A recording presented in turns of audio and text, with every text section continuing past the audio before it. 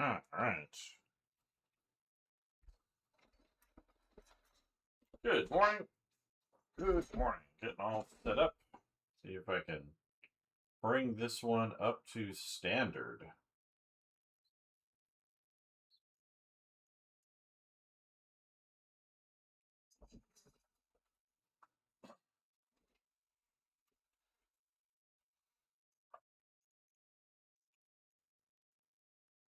All right.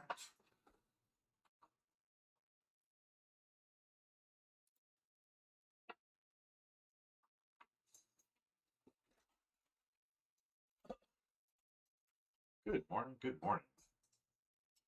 All right. We left off yesterday working on this stuff, updating this, trying to bring. So this is the one I did first, kind of as a finished piece, and then as I finished other ones, they felt more finished. I'm like, oh, let's bring this one up to that level and kind of go from there. I'm going to cheap brush out for some atmospheric effects. I want to kind of do over here. Get some more glow on these guys.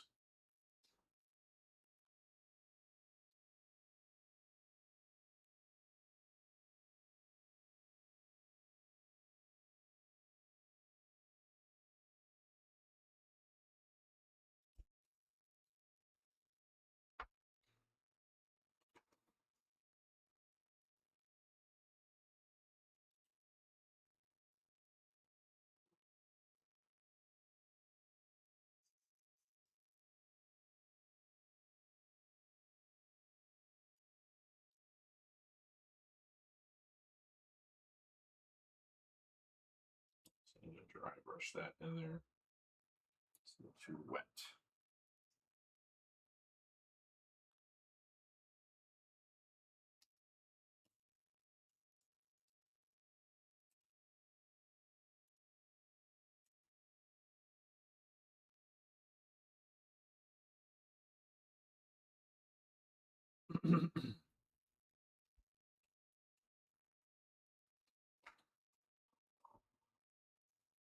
Good morning.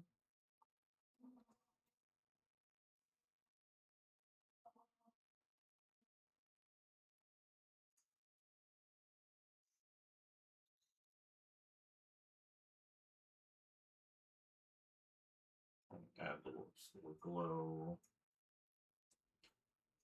here.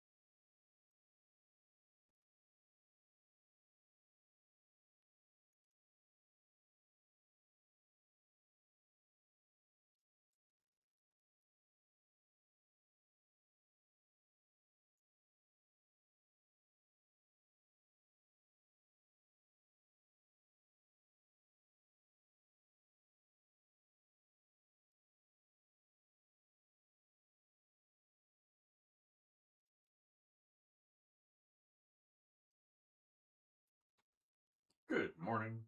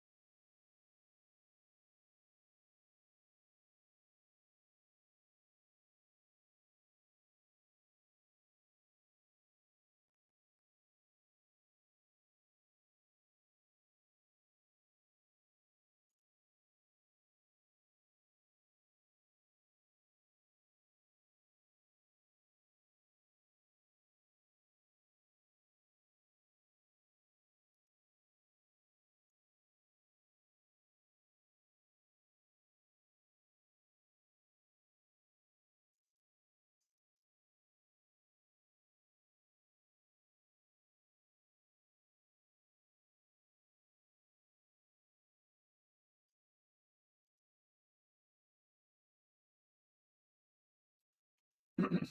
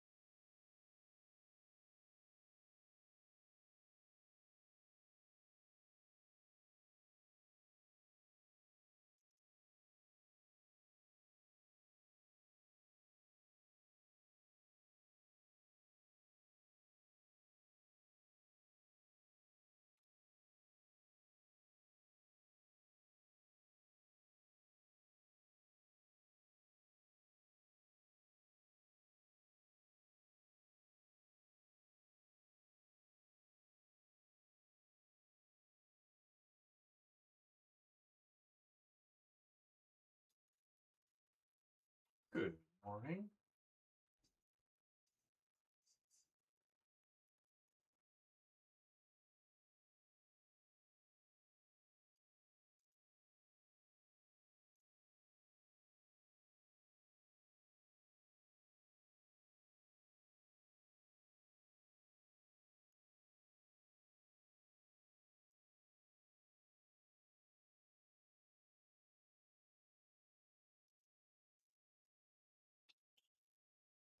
So yeah, just going through and adding some glow.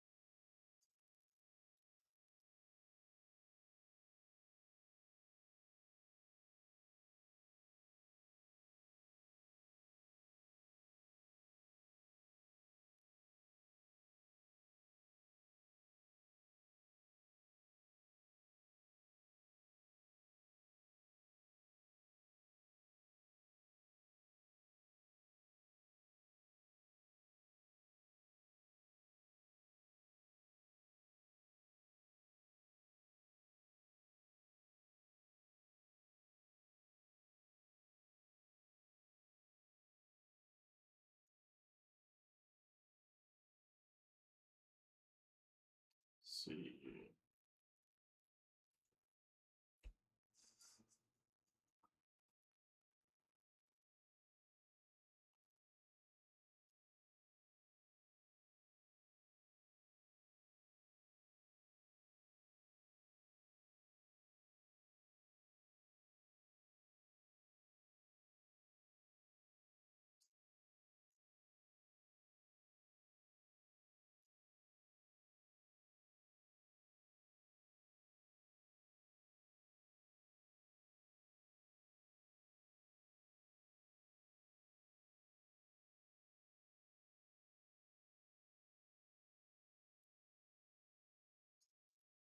Good morning.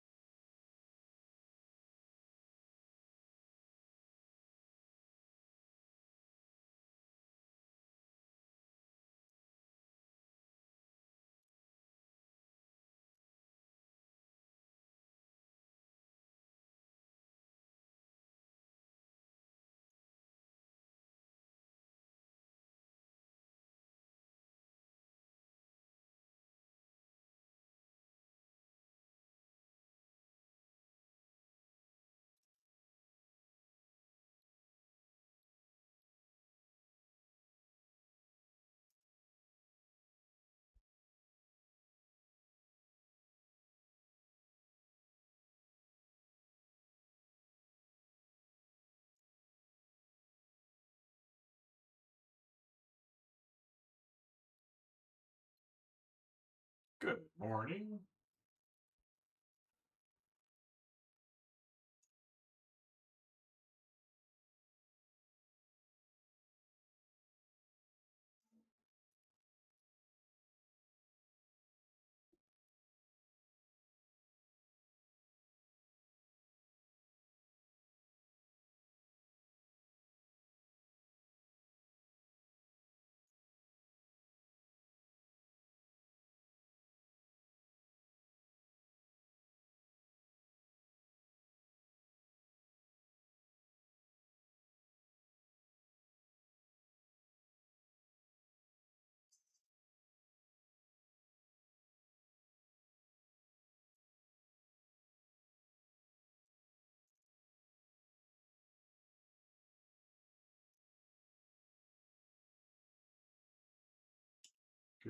morning. Welcome, welcome.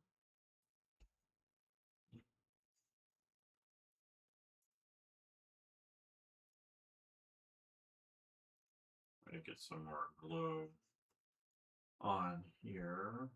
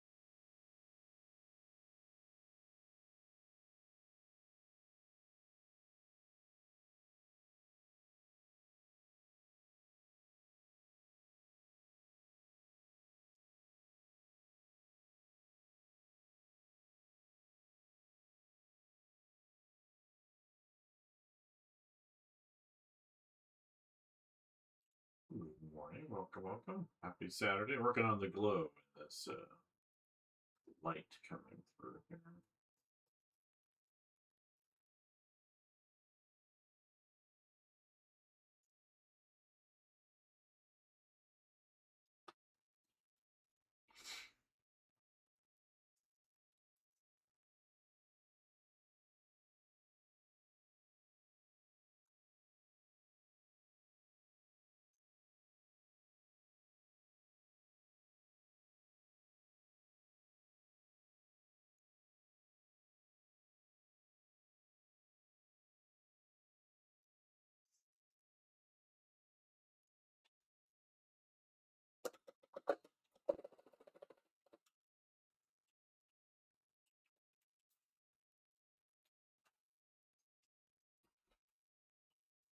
Steve.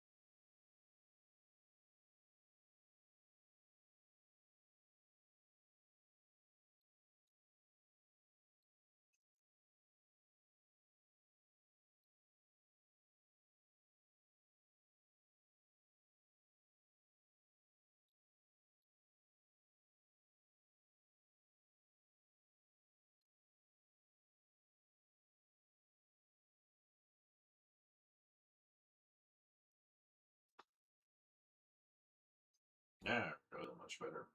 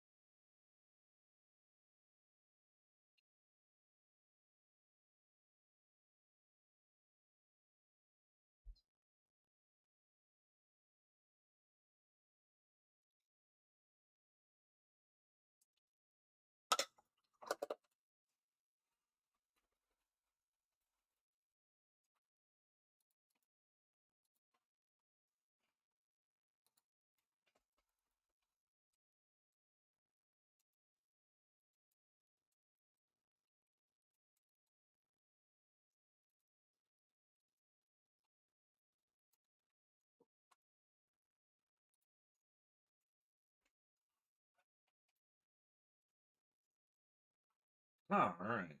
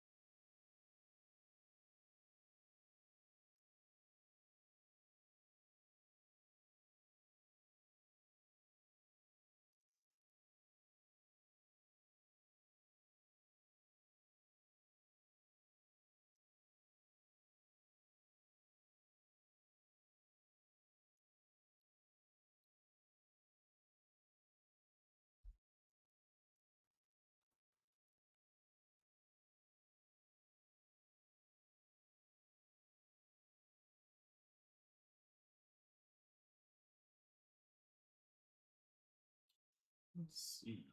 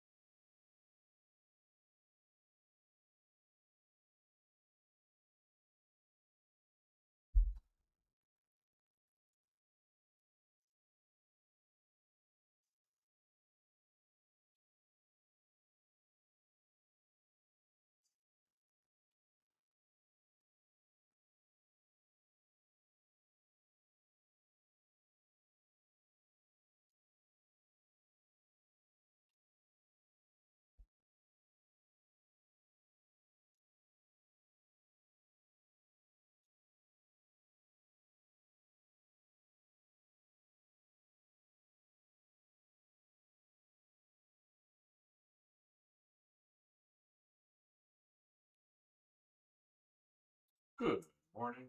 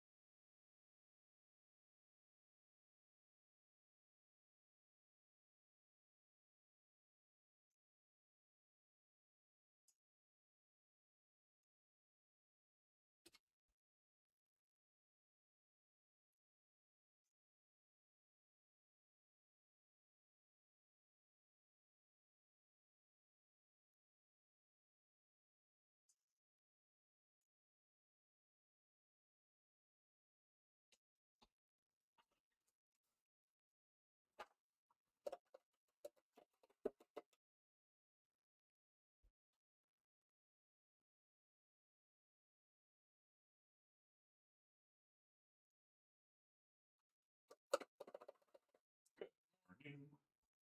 Happy Saturday, everybody.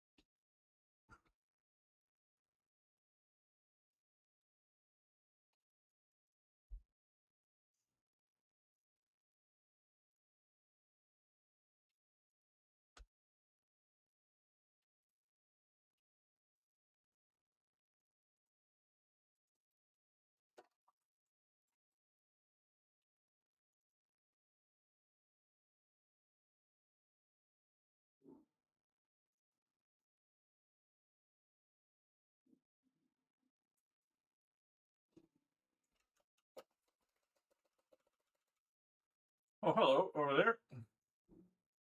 Oh, I appreciate that. I like to art, so hopefully the art's me, right?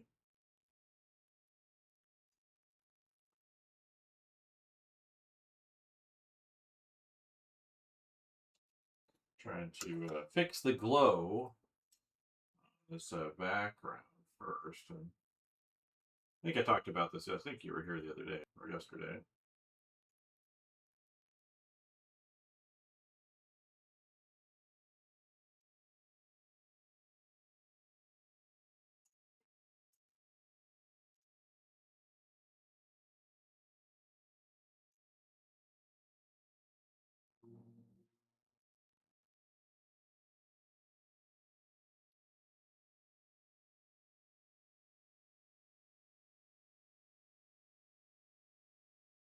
You don't see it isn't human error.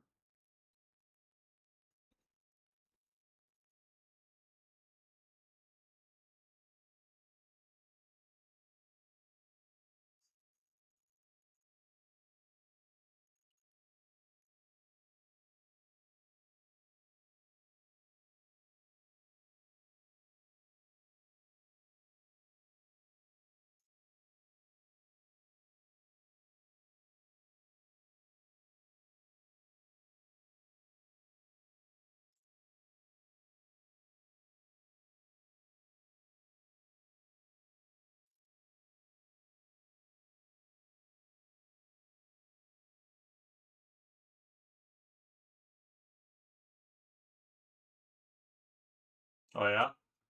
So they're gonna clone Da Vinci, bring him back, save the world. I think it'd be a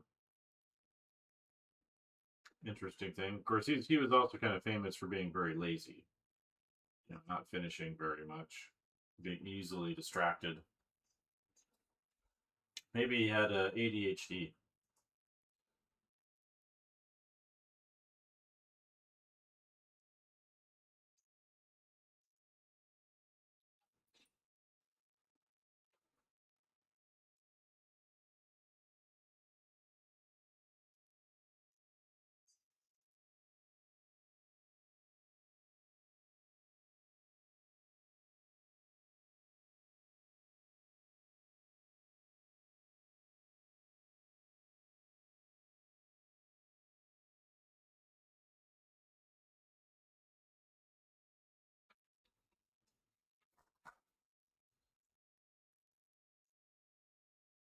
I'm listening to Tim McSweeney talk about.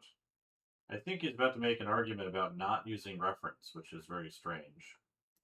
Basically, he's been saying so far that I think he's conflating copying photos with learning things from them, which is not the same thing,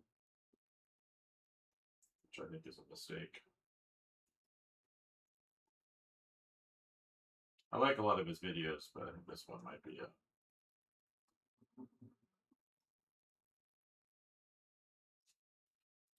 Uh,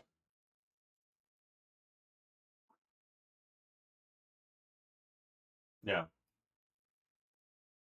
Oh yeah, so the psychology is a modern uh, it's a very modern late 19th century, maybe early 20th century for sure.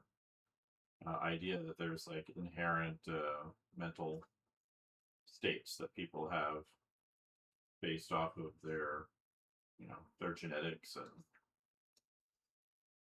all of that stuff.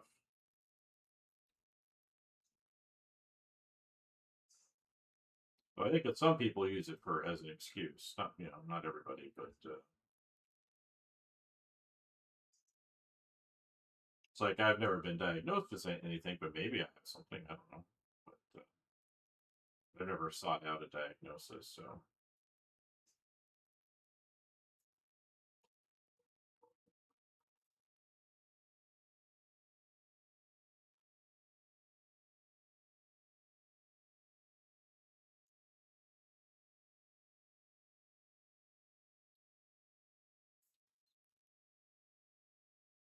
but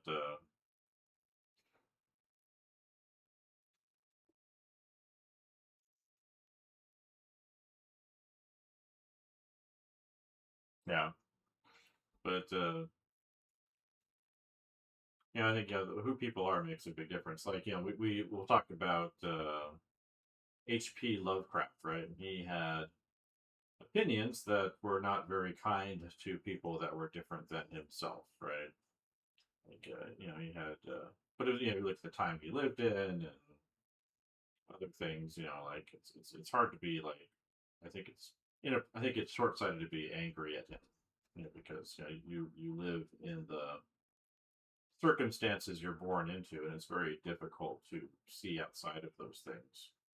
But I think he also had other mental issues that are worth considering too. But I think at the same time, we don't get these terrifying stories if he's like a happier person. If he's a less neurotic individual, and so I don't know. It's like if he might live a better life, but at the same time, we don't get Cthulhu.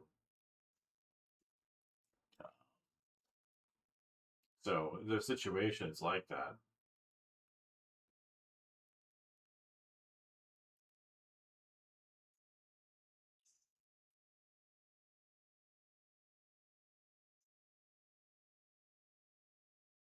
So because I'll hear people complaining about the past, and obviously there's problems, but at the same time there's like things that happen because of those problems existing. Uh, doesn't say you want to justify them necessarily, but just saying well there are reasons why history is the way it is, and what do we lose if we were to fix history? One reason I don't like it when they have like shows where they'll kind of show a fixed version of history that doesn't make any sense.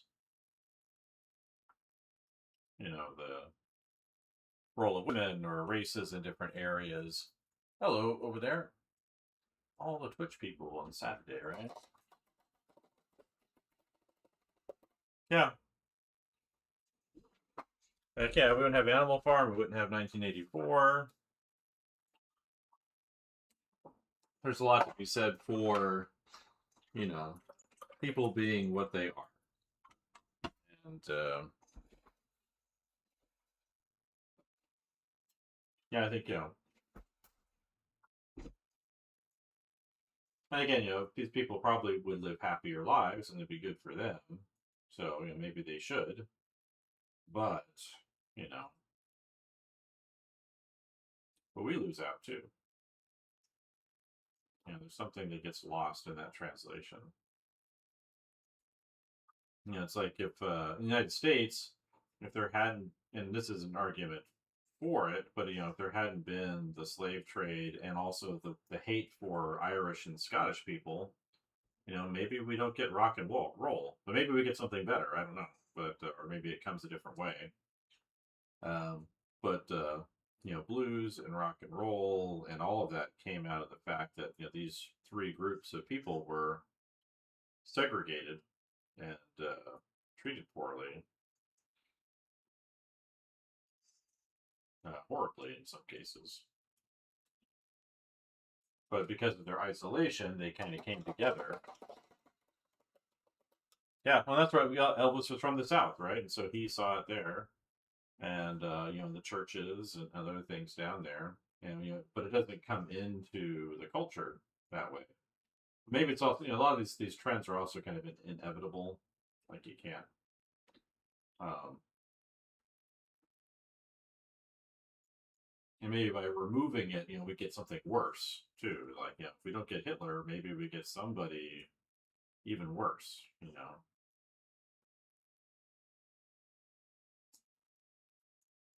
But yeah, it's like I'm listening to Tim McSweeney talking to him here, and he's like, he's trying to he's trying to argue for drawing from imagination how to practice for it as a philosophy. Um, but I think one of the problems you run into if you focus exclusively on drawing from imagination is you're limited to what's in your head. And you kind of do the same drawing over and over again, the same details over and over again, the same subjects over and over again, which I guess is fine for some people, but you know,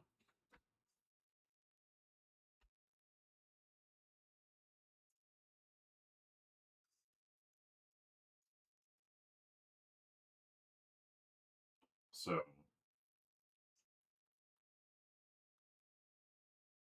um,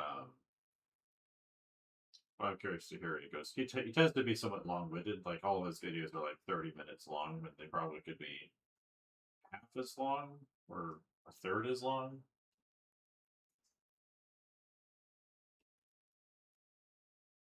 The spirograph. I loved that spirograph as a kid. I loved those things in the 80s growing up. But yeah, there's long chains of sequences that occur that cause certain things to happen that I don't know. It's not some things that are enrich our culture, even if they come out of for terrible reasons. Uh,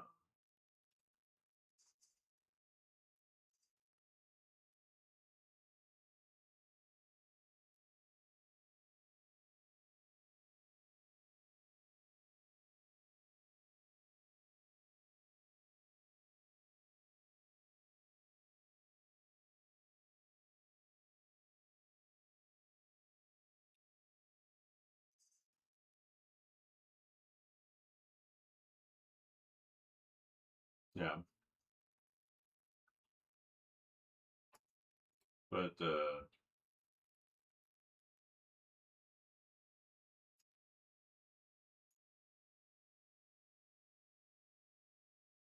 yeah, but yeah, I find people that exclusively kind of draw from without reference from imagination. They tend to kind of make the same type of thing. Uh, so he makes a point like practice makes permanent, not perfect, which is true. Um, and so if you practice, working from your imagination, you often are just doing the things that are already in your head.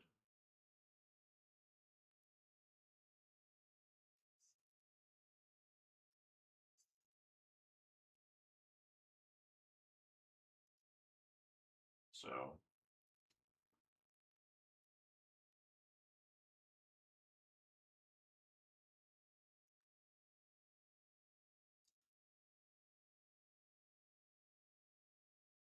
so here's where he's shifting. He's contradicting himself a little bit. He's talking about how he practices drawing from reference before he starts doing his illustration, which is, so he's using reference.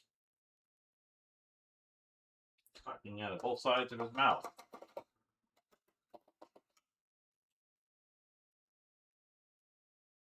Just doesn't have it in front of him when he's doing his final work, which is not the same.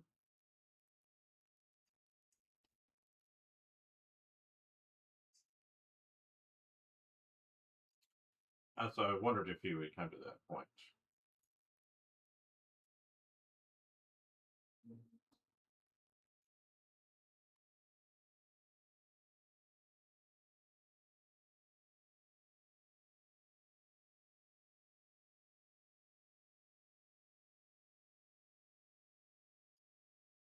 He seems to conflate using reference with copying reference, which is not the same thing as referencing something. So, like, I'm using reference on this picture, but it's not like I'm copying a photograph that looks like this.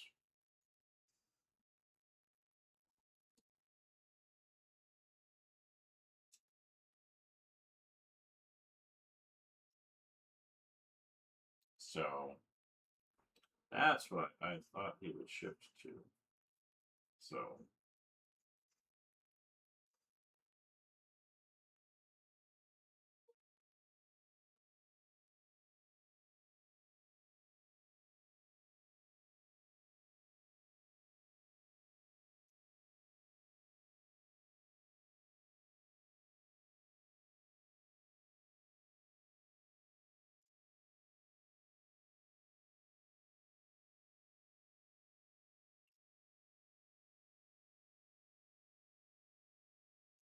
So, you know, well, it should be a video about the proper use of reference given a context, not whether or not you should use reference. Nobody runs their content by me first. I don't understand why.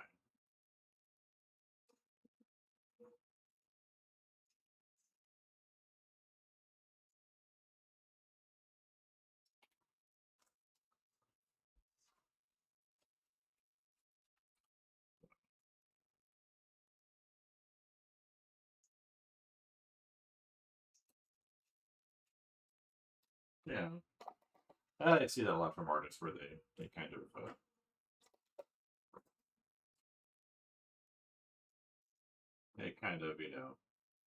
will look through it as something through a very kind of narrowish lens. It's too much. That's better.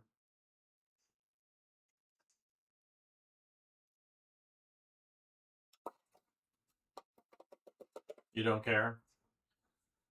Well, I'm always interested. I'm interested in the pedagogy of making art, the teaching of it, because of my job. So I'm always like listening to people saying, well, maybe they'll have some kind of something I haven't considered. And it does happen once in a while that I'll learn something, but I'm also just kind of curious to see what other people have to say about how things work and why. Um,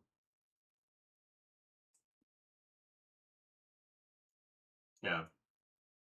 So I just think he's splitting hairs.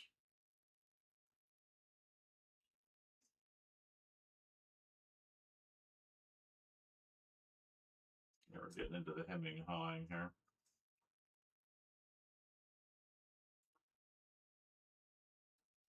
It's like, one of the problems of people, like, there's nothing wrong with manga or anime styles or any style in particular, but a lot of times, like, hyper focusing on a single style, especially as a young artist, you kind of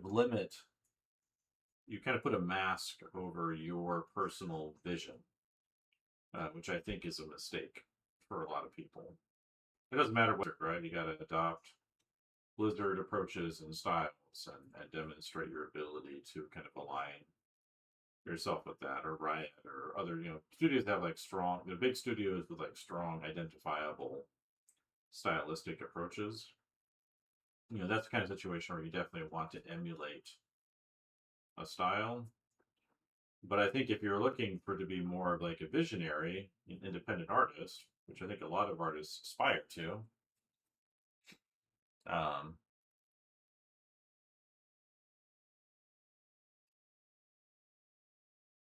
there's on every outline you can make a box and a reference frame, and the refusal to not do that is very so, huh.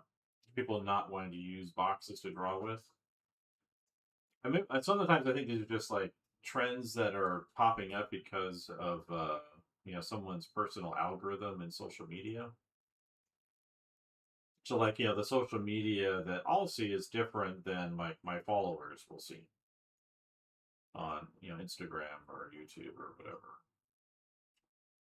Um, so that we're not all seeing the same things. Like there's very very popular Twitch streamers or YouTubers, and I've never heard of them. I have no interest in them. But they're going to be much more popular and bigger than I would ever be, and our paths may never intersect. Uh,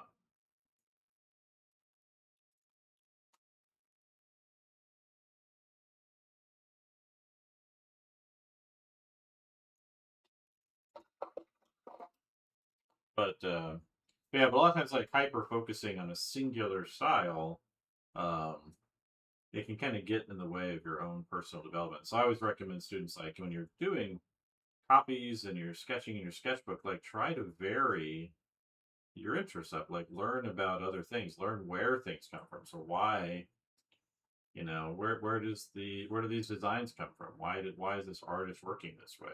Who are they looking at? Or look at something just very, very different than what you normally look at.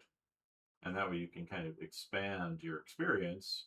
I think like the more people you look at, the more that you appreciate, the more that you study, you'll kind of create an intersection of those various influences combined with your own natural way of working, um, that you'll come up with something entirely new or authentic.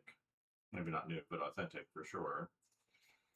Whereas if you're trying to become the next this, or in comics like the next Jim Lee. Like when I was a kid, I copied a lot of Jim Lee panels in my sketchbooks, and there's a lot of bad Jim Lee clones out there. There's only one Jim Lee, so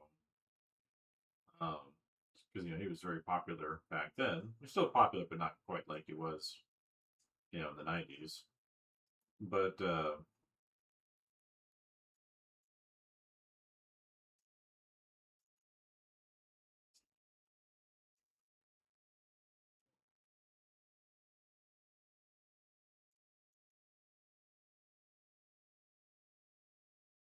so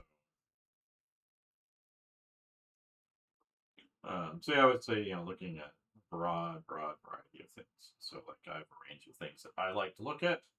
Some of those things show up in my work. Some of the things don't. Like I've got an image from Donato Giancola in front of me, looking at how he paints these light poles. I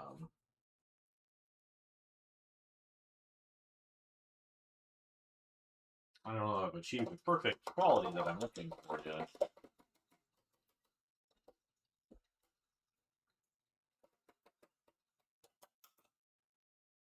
I see.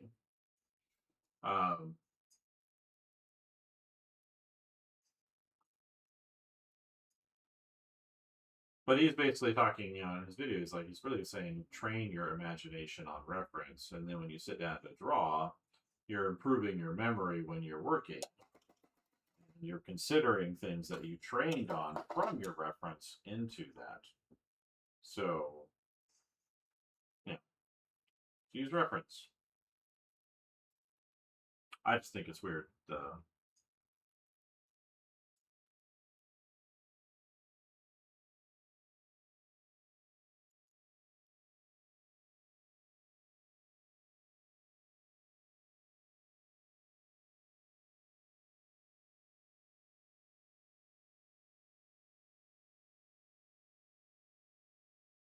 Yeah, but I've seen other artists kind of do this where they'll like there was one I saw. I probably mentioned it before, but he was saying, "Oh, you don't need to know anatomical terms. Like you really don't need to. You just need to know, or even like their structures necessary. You just need to know the big outside structures." And I'm like, well, sort of. I'd say that'd be like a level 1 understanding. But I would never ever argue in the favor of ignorance of any kind. Like I think there's levels that are worth understanding, like building up from one level into another. But I think the more you know, the more it's going to amplify your range of expression, your range of potential expression. And, I think that's really, really important. What do I? I've just been getting results from students for 20 plus years. Even the resistance one, resistant ones, where they will push back somewhat. Yeah, but like looking in other areas outside of art is really helpful too.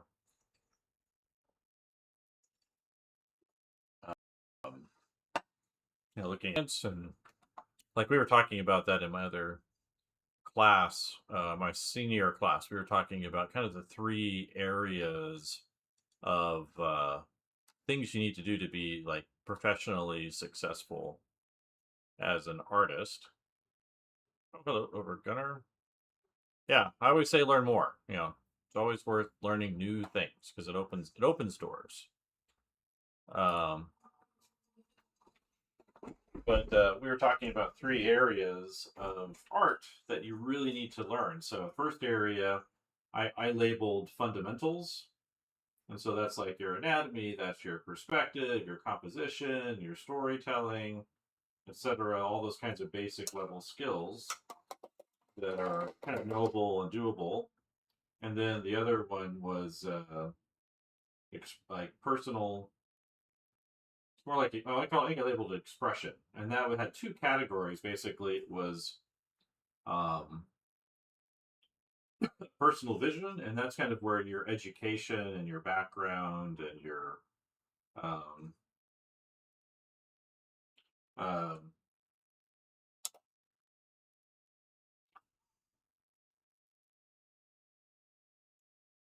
um, yeah, it's like your education, your background, your culture, your religion or lack thereof, your personal beliefs, where you grew up, your geographical location, the things you study and learn about, the more that you read, the better off. And that's all kind of related to that personal vision. And then underneath that, I also put mastery of materials inside of expression. So I put that separate from fundamentals because I look at the fundamentals as being like universal, regardless of the medium you're using. Um, you disagree?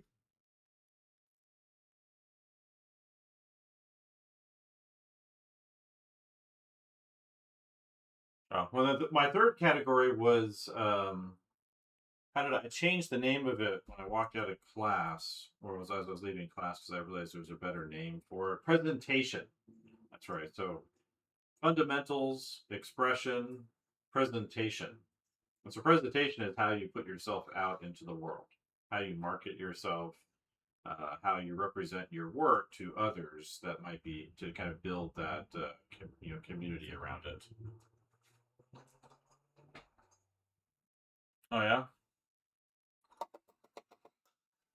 I think there's ways of intermingling things in different ways, right? So you could have some of those things move into something. Like there's blending between the categories. But yeah, a presentation fell into like category of like you need to be able to market yourself. How do you present yourself on social media or to clients or customers or um, people you want to connect with? Your networking ability, and that's usually the area where artists have a hard time because they can get really good at something. They can have a lot of like really great expressive capacity, but if they don't know how to put that in front of other people, they're just like stacking stuff up in their home. So, but yeah, but how would you group them?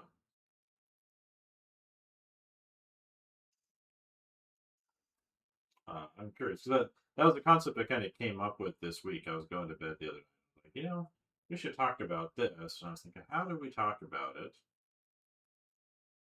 Um, but I think with the presentation part, the hard part for artists is considering how their work is beneficial to others, and usually they only consider how the work benefits them. Um,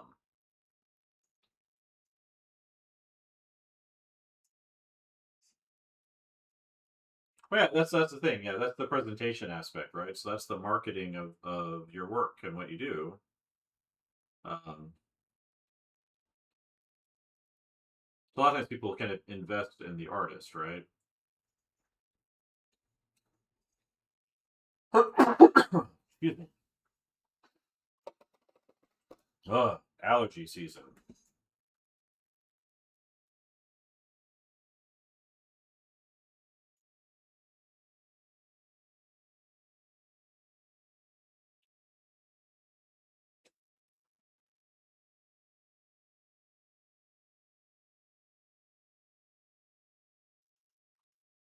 Yeah, but I look at that as like so usually the beginner they spend a lot of time emphasizing their foundations, right? So the basic skill sets that you need, and that makes sense to a certain degree. But all three categories are important, but the third one is usually the one that artists have like try to avoid because they see it as being inauthentic. And I've been trying to show kind of my seniors that you don't have to be inauthentic.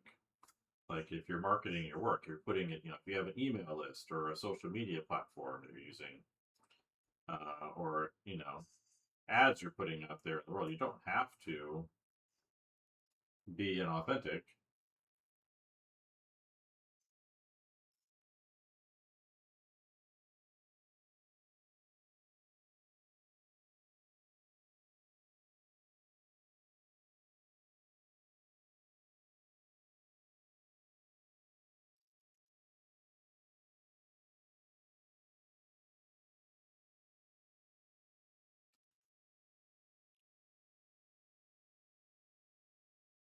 Oh yeah, I mean that's where your presentation, you look at your artwork and you use that as the guide. When I'm talking about presentation, I'm talking about your interaction, like how you put your work out into the world. So like how do you do a post? How do you do hashtags? How do you understand your algorithm? How do you use Facebook marketing, Facebook Business Manager, or whatever it's called? How do you do Google Ads? Um, how do you meet people? How do you talk about your work? How do you write copy? So that's the part of that presentation. But also, it's like if you, depending on the market, like if you're working in fine arts, like, well, how do you approach a gallery? How do you frame your work? How do you, what difference does a frame make for your painting when you're trying to sell it?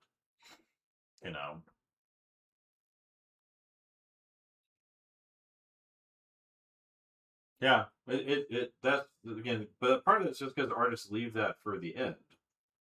Um, and I'm not that good. I've studied marketing on my own, but it wasn't really emphasized in school, especially with my business teacher. Like she doesn't know anything about anything, but like she told me in 2004 that nobody looks at websites, and like I was like, everybody looks at websites. I mean, you can still do mailers for illustration to send out to clients and things, but you can't just send them an email with a link to your website. Like that's probably an easier thing to do. Um,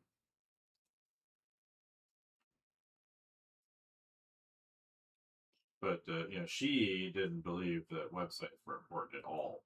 Which they definitely become less important, but I also think at the same time they're in some ways more important because it creates a central hub for your work. Yeah, so yeah, building a website that would also be in that presentation category. So that's why I kind of have it separated out that way. Um,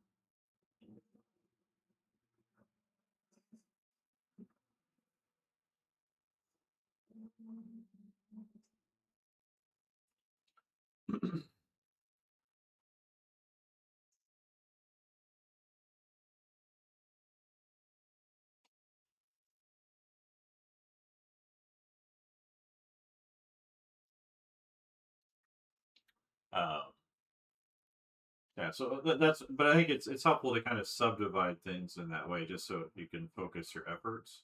So like if you're working on your stuff and you're having problems with expressing what you want, usually that's a problem of fundamentals. So like you have all these ideas, but you don't, you can't draw very well, or you don't understand composition, or there's something missing in that experience skill set that you need to like go back and revise. And most people I know that have been successful as artists, um, you know, professionally and financially, etc. Usually, they've got a thing they want to do, and they kind of start with the expression, and they kind of discover what's in the expression they're missing, the fundamentals that they're missing. They study that fundamental as a way of getting to that expression. Um, One of the big mistakes artists make is only focusing on fundamentals in the sense that they believe that studying the fundamentals will lead them to expression, and that's kind of backwards. It's the things that you want to do that show you what you need to know. And there's always a hierarchy to that. There's some things that are more important. Like I was saying, that guy who said he didn't need to know anatomy. Um, it's a half truth, right? So it's like maybe at this stage you don't need to know the electron, which is your elbow. But you do need to know where the elbow is. But it's helpful to know the electron eventually.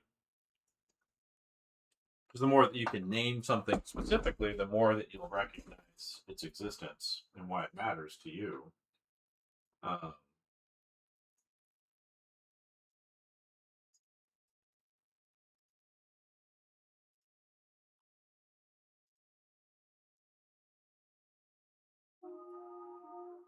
So, yeah, so that's why I have it set up that way. I was thinking about it that way, just because it's like, oh well, say you've got really expressive work and your fundamentals are really really strong. Like you can draw like a wizard. You were Kim Jong Gi, but nobody knows your work is out there. Argina David Day.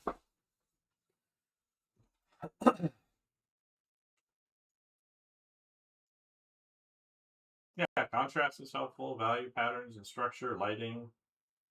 Labas Bonitos. Lithuanian came into my live stream, but he didn't stick around very long. But yeah, it could be someone really amazing. But if you're just putting, your work in a stack in the corner, you're not putting it in front of people, or you're not putting it in the right places for people to see it. No one's going to care about it. It's like one of my favorite illustrators. Like I think his social media is smaller or nearer the size as mine, and it should be much larger. And I think part of it is he doesn't really present his work in a way that demonstrates how it benefits others. So he just puts his pictures up, and they're amazing. I love them. But there's this belief in artists that if your work has high quality, then it will be appreciated, and I don't believe that to be true at all. Um, and this person might accept that if we just said it out loud, but it's not how they act. Uh, like terrible artists can actually do really well financially and in terms of their popular following, just because they're really good at presenting their work or aligning it with their potential with the people that are on that platform. Um, so, but yeah, that's why I set it up that way. There's probably other ways of looking at it, obviously, but the way I was just trying to think about it was, well, you want to be successful. Like these are three categories: foundations, expression, and presentation. That are worthwhile. I put the materials ones in there because the range of your ability with a specific medium is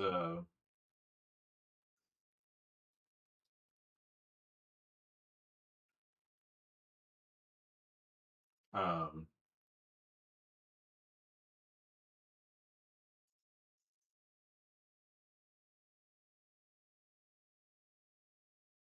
um, what was I going to say?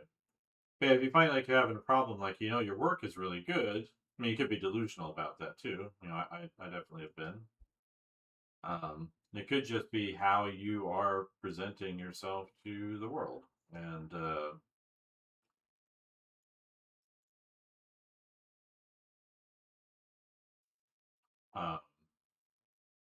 and so like, oh well, maybe my work is falling in front of the wrong audience. Like I had a big surge on a particular piece. Um, I had a surge on like a likes on a particular piece I did on my Instagram. It just went over 40,000 likes. I don't have anything that compares to that, like at all. And I picked up a couple thousand followers from that post and all that, and it's like, but I don't know that that audience that liked that particular post has any value at all to my goals. I don't know that they are interested, say, in buying my work or joining my website where I teach stuff or hiring me for a job. Like it's nice that they're there, and I'm glad that they like what they saw. But like those kinds of likes and follows, I don't know that they have any long term value to me or even to them necessarily. Like they may have come for that one thing, and then they're like, well, he doesn't do anything else quite like that, so why am I here? You know. Um, and so I don't want them to think, oh, they're coming under here under false pretenses that I'm going to be a certain way. Um, so I look at that, I'm like, I'm very confused by it, but I'm also thinking, well, you know, what's the value of that to me and to them, and why did they come here? Um, I can, it's good, fine if they just want to have a good conversation or enjoy the artwork or whatever. That's all good. But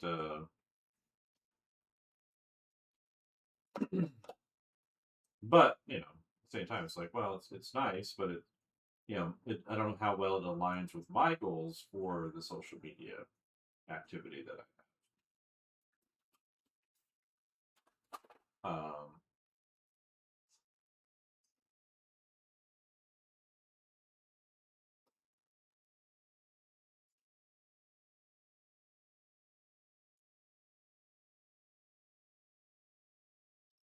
And that's something to consider.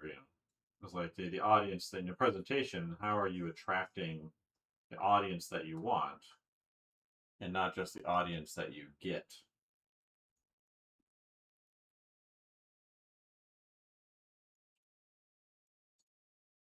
So, um,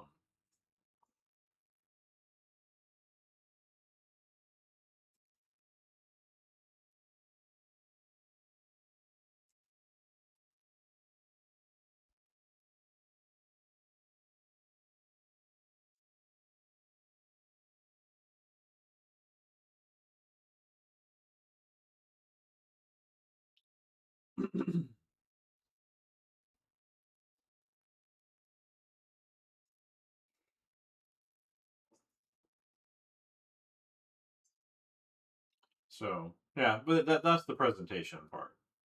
And again, it's something I've always struggled with because it wasn't anything I was taught. So I've studied a lot, and I think I've gotten better at it. But I need to make it a larger focus of my efforts. So it's like it's like doing an art stream is nice, but if nobody sees it, that means that there's a possible mismatch between how I'm putting this out in the world and my goals. It's like I've noticed over on YouTube, the YouTube side, that if I post shorts over there, so I post the same shorts I post on Instagram over there, that I'll pick up usually a few followers every time I put up a new short. Uh, I haven't done any like mainline videos in a long time, really, but um,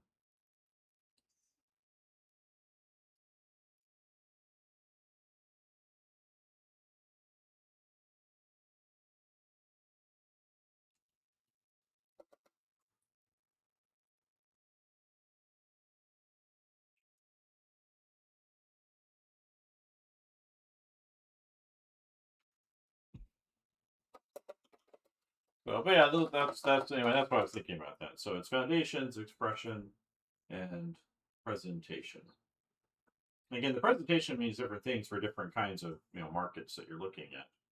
It's about aligning your message with your market and the media you're putting out.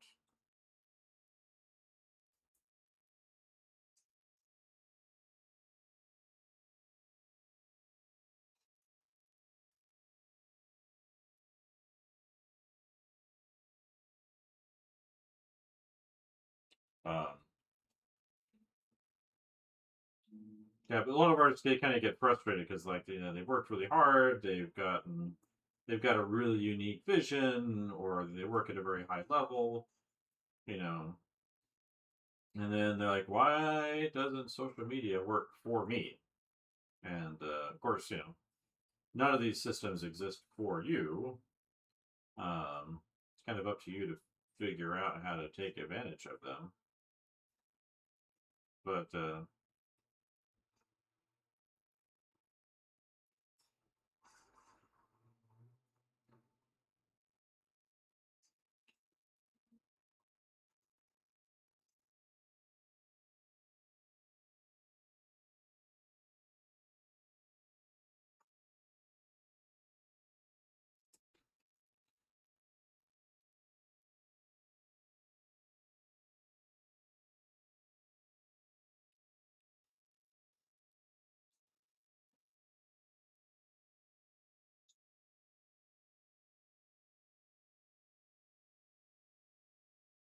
so anyway, that's some stuff to consider. You can start, any of these things, they all work kind of simultaneously. Like I've known people that built a large online following because they shared their development over time. So they part of their presentation was showing how they improved at something. How they started not knowing how to do the thing they wanted to do to arriving at that point where they do know how to do a lot of things, and people kind of joined them on that journey. And that can be really exciting for an audience, right? To see, oh, wow, we've joined this person on this long term trip, and we've watched them go from zero to hero, and we see how they understand things, and that can be really interesting to people.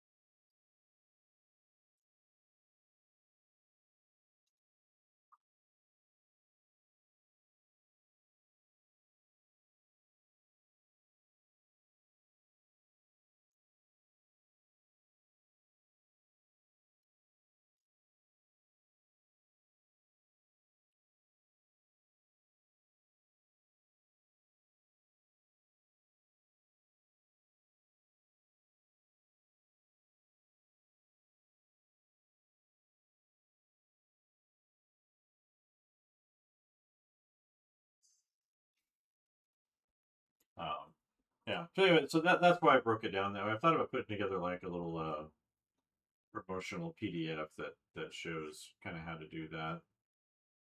Um, that covers all those topics as a reference for people.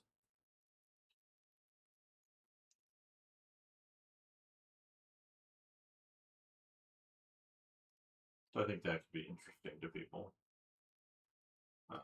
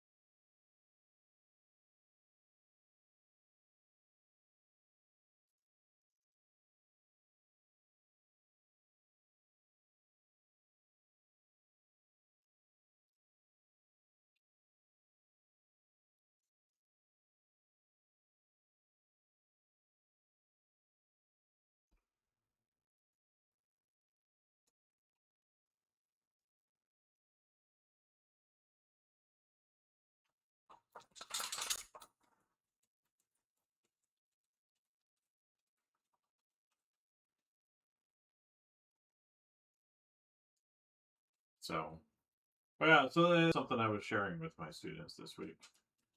Um, It's out the window, puppy. Step in your way. I'm gonna drink your water. Let's see. Let's get that out of your way. Is there stuff in your way over here, doggy? Let's get that up. here. Make the plant not stir. There you go. Now you can look at it. Or dog.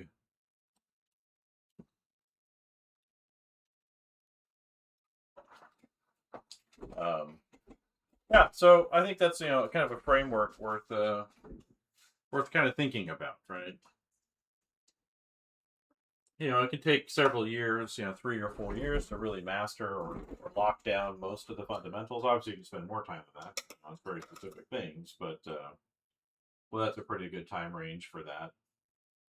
But I look at historically, like I've read Ilya Repin's Far and Near, Dalekoye Bliskoye, and he kind of talks in there about his own background and experience. It's an autobiography that he wrote about being an artist and developing as an artist and the people he hung out with and all that. And sort of a tell-all, but not not quite that dramatic. But um, he talks about when they were in school, it wasn't just an art school. They were studying history and philosophy and architecture and languages and a whole bunch of different things when they were in the art academy, of St. Petersburg, now it's named after him, uh, the Repin Academy. But um,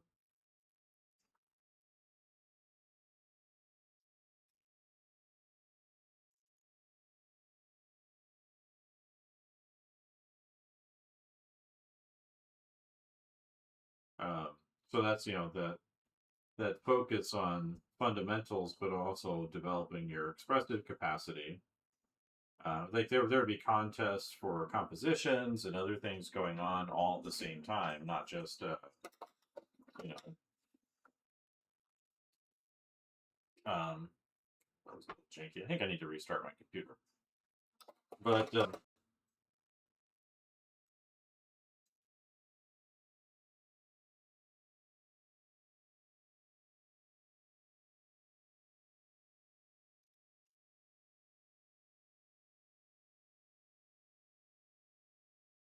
yeah, and then they were kind of learning about presentation early too.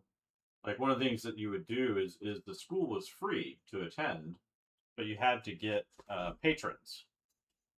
And so with the patrons, you're kind of developing that presentation because these people are investing in your development, and you're kind of giving them artwork as part of that. So like you would give them your figure drawings or your landscape paintings from your landscape class or whatever, uh, or your compositional studies.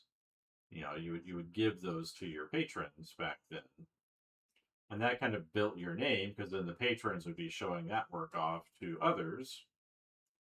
Um, and it would kind of promote your development over time because you were there are these patrons, these aristocrats would be very proud of the artists that they were supporting. They're invested in supporting them. So you can kind of see that development going on there too for that sequence.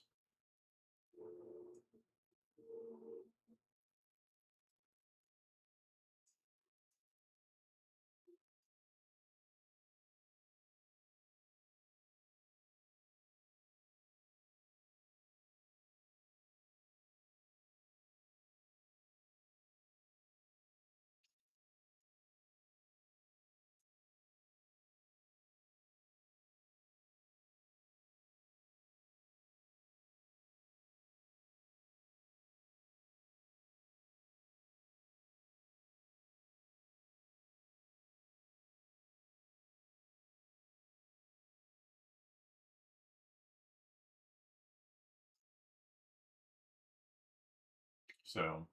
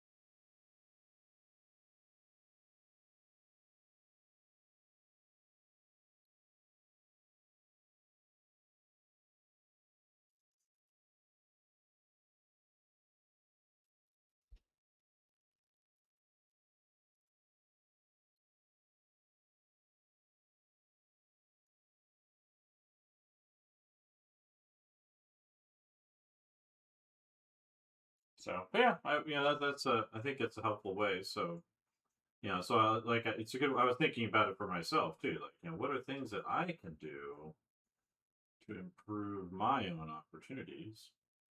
And I think a lot of it comes down to the presentation aspect. Maybe it's more than that, but I feel like I have a strong point of view. I feel like I have strong understanding of materials and composition and narrative and drawing. And I found areas where I could improve over the last couple of years as well. Um, but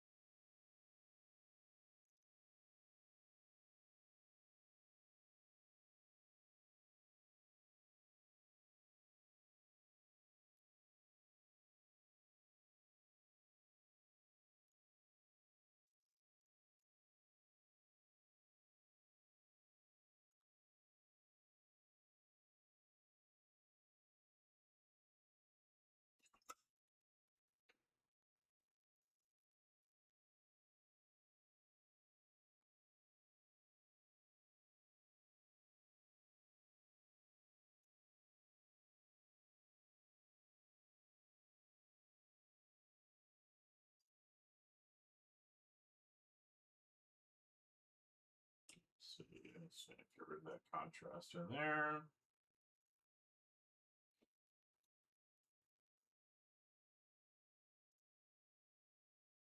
So, but yeah, I think those are all worth considering. But yeah, but I would be curious about other kinds of frameworks. Maybe I should do four, right? So it should be foundations, mastery of materials, personal vision, and then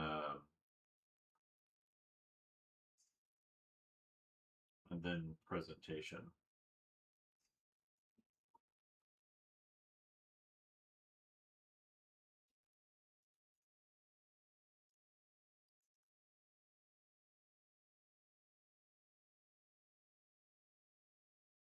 It's getting really rough in here. I need to maybe sand this back or scrape it back at some point.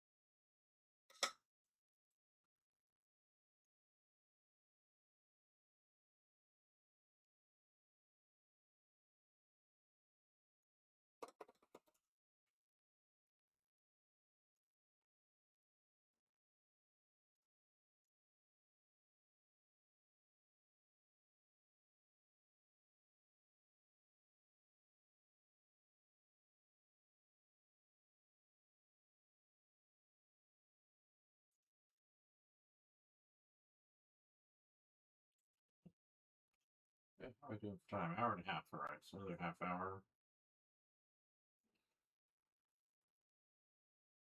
And then I need to finish inking a page today.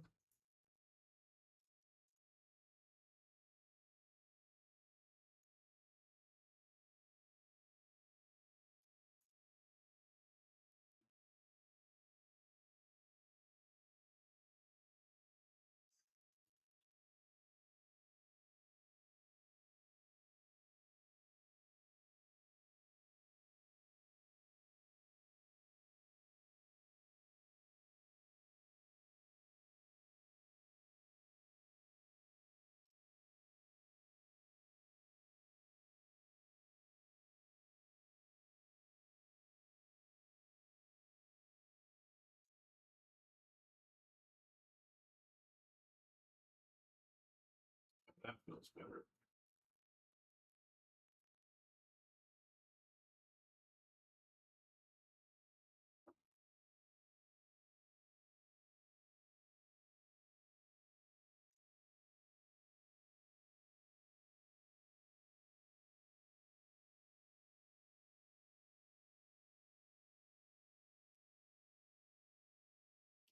So, so I think that's what a lot of artists looking for. It's like, well, I do stuff that looks great. People around me like it. They're being sincere. They're not, just gassing me up or anything. So, what can I do to improve that experience out there?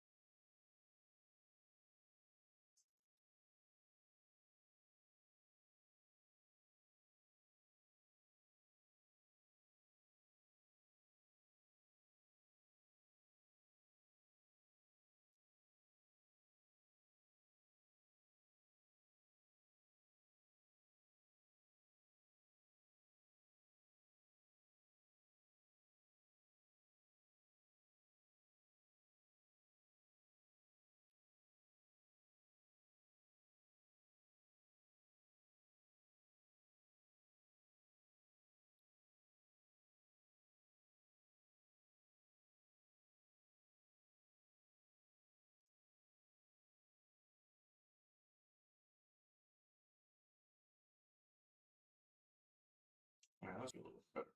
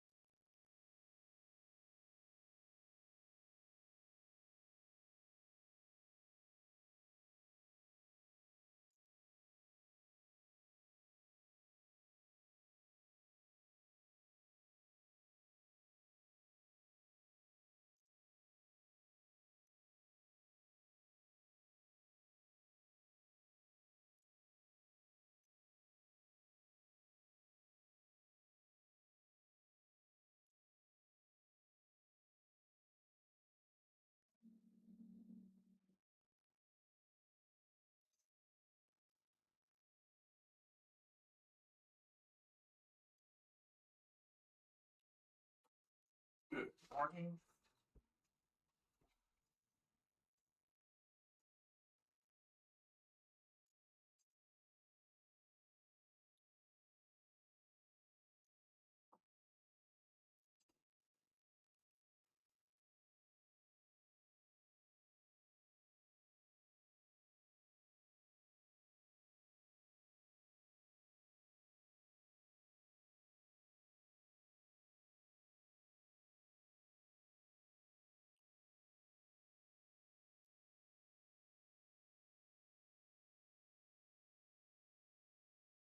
think this is a good idea, filling the shadows up with this warmer tint.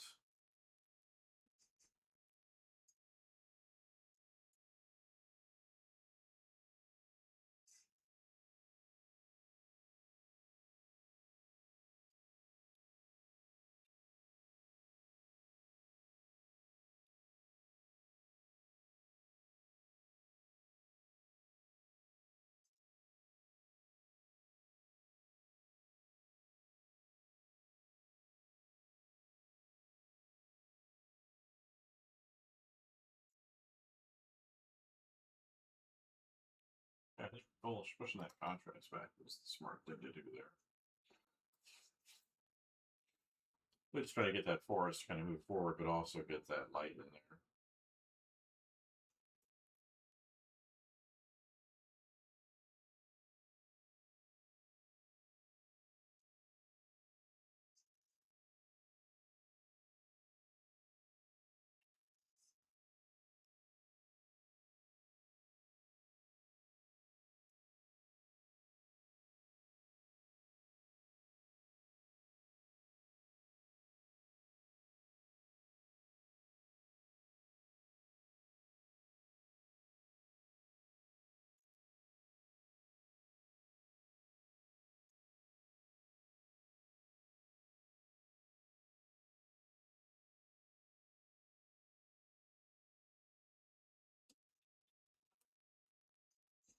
Good morning.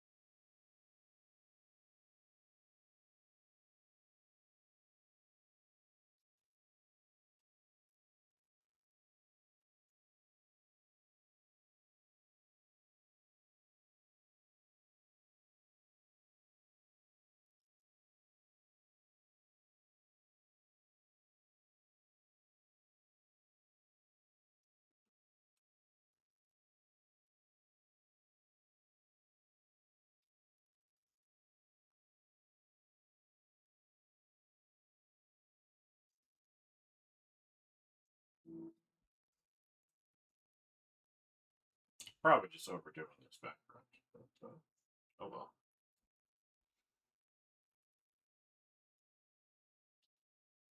Just felt like it was important to what I was doing, so.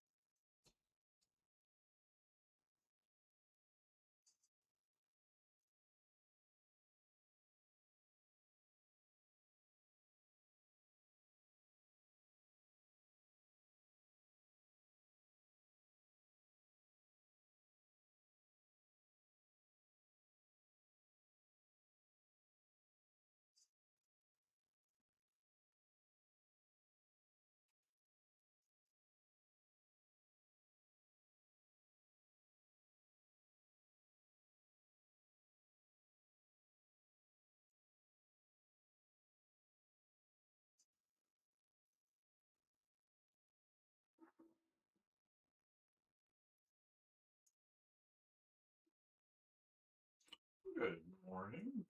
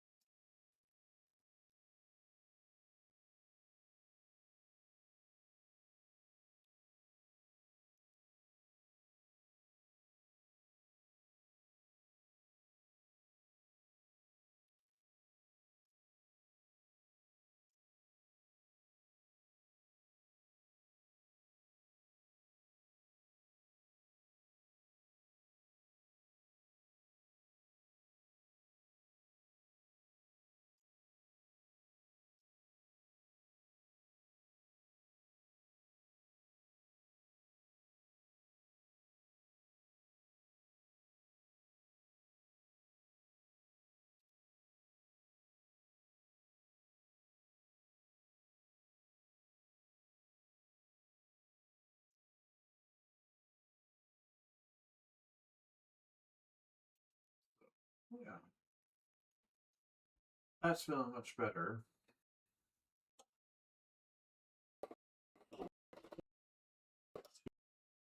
Contrast up close, maybe. Maybe I need to push that back.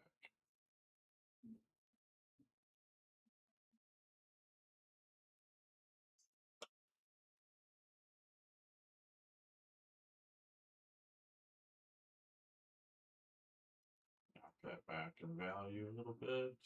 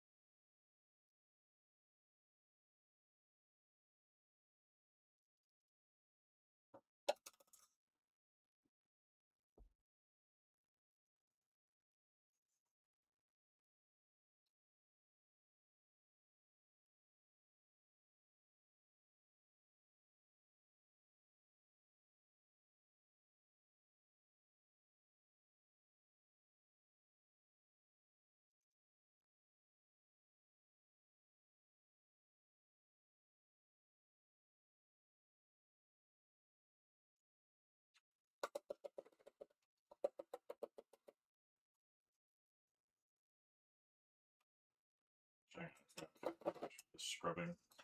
Cheaper one.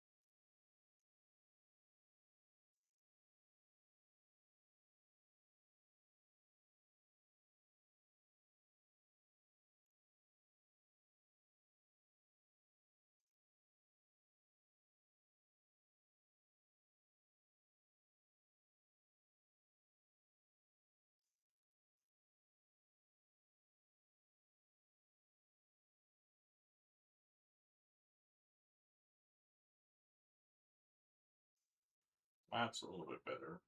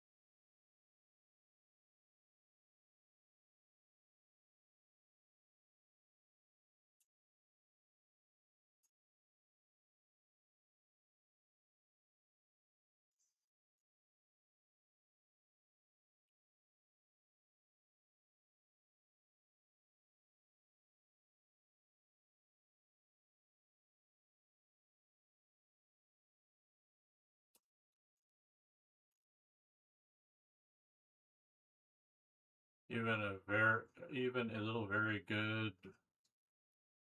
What does that mean?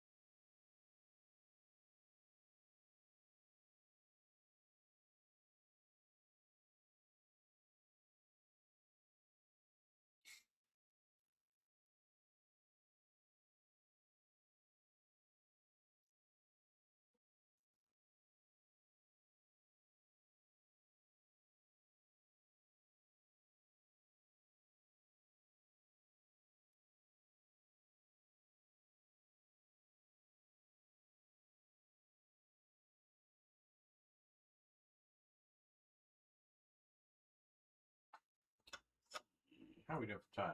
1:55. All right, 5 more minutes.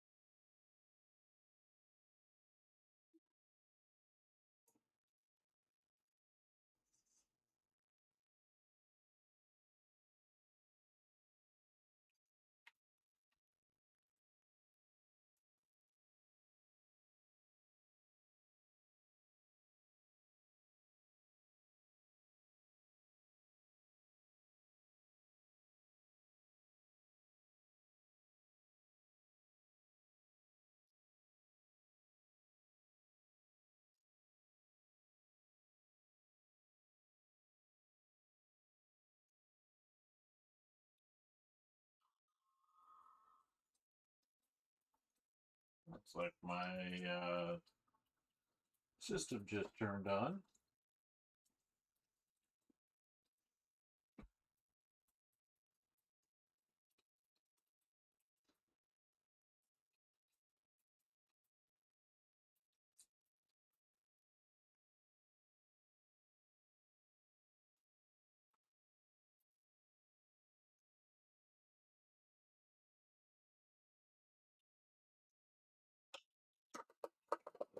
Better.